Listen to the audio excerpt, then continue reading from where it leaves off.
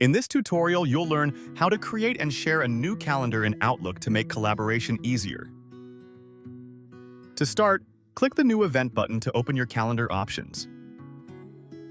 Then, choose Add Calendar so you can begin setting up a new one for your team or project. Next, use the Create button to start the process, and select Create Blank Calendar to set up a new space for your shared events. And then type your calendar name.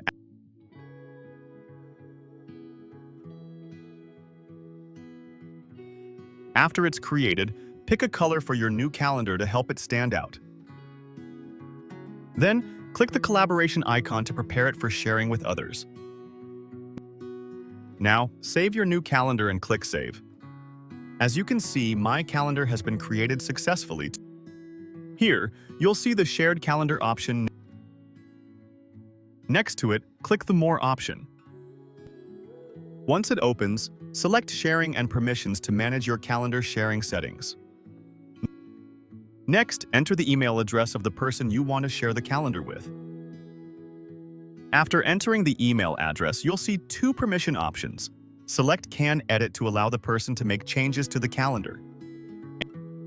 And finally, click the Share button.